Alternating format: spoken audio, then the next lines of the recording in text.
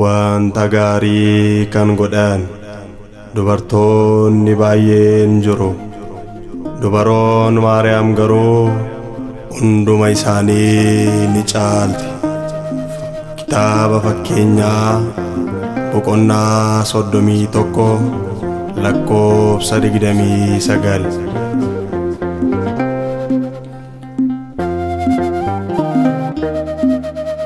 Maalin madaalamta dobre qulqulleette hundumarra caalta ataadha gooftaati ani sin faarfadha guutummaa bara koo narra addaan hin ba'in Maariyaam haadha koo.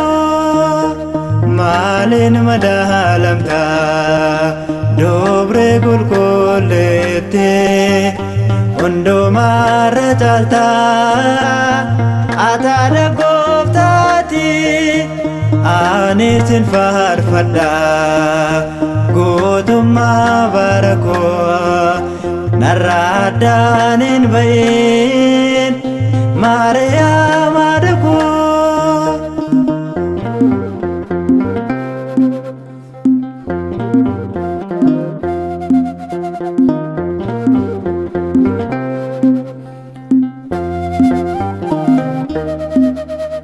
Kabajamtuu haadhaaf kennaan kan guutamte dubara gar lamaan ati kan filamte dobre Maariyaami haadha cubbamoota taate argamteetta gonfoo qulqulloota.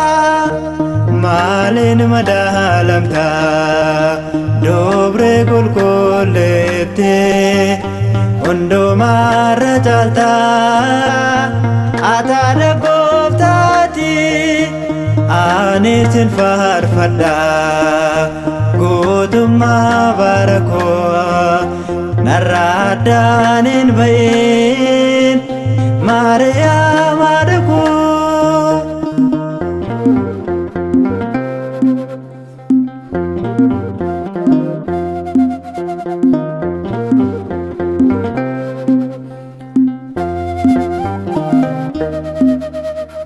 Maqaa kee waammadhee gufannaa nan oola situ naaf dhaabatee ganamaaf galgala Maariyaam Maariyaam jedhee anoo illee yoofne maqaa kee waammachuu itti hin qaanofne. Maalin madaalamta dobre qulqulleette hundumarra caalta ataadha gooftaati ani sin faarfadha guutummaa bara koo narra addaan hin ba'in Maariyaam haadha koo.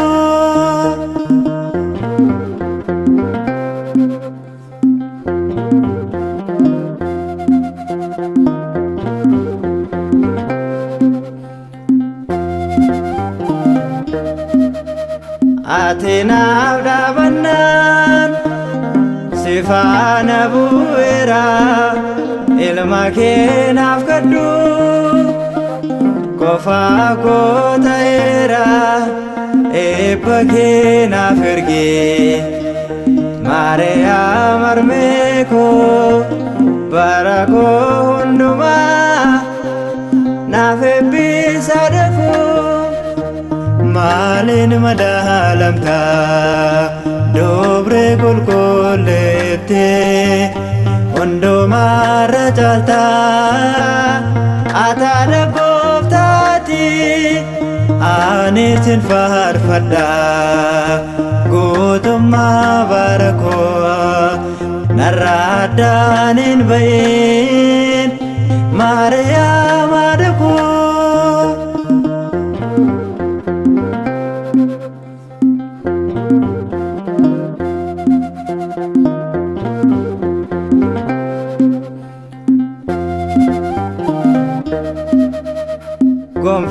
kolfinaati ofirraa kan qabdu ilma keenaaf gaddu atumaa hin dadhabdu araarsituu koo kottu mee gara koo bara koo hundumaa naaf eebbisi harmee koo maaliin madaalamta dubree qulqulleetti hundumaarra caalta ataadha gooftaati ani sin faarfadha guutummaa bara koo narraa addaan hin ba'in Maariyaam haadha koo maaliin madaalamta dubree qulqulleetti hundumaarra caalta ataadha gooftaati ani sin faarfadha guutummaa bara koo narraa addaan hin ba'in Maariyaam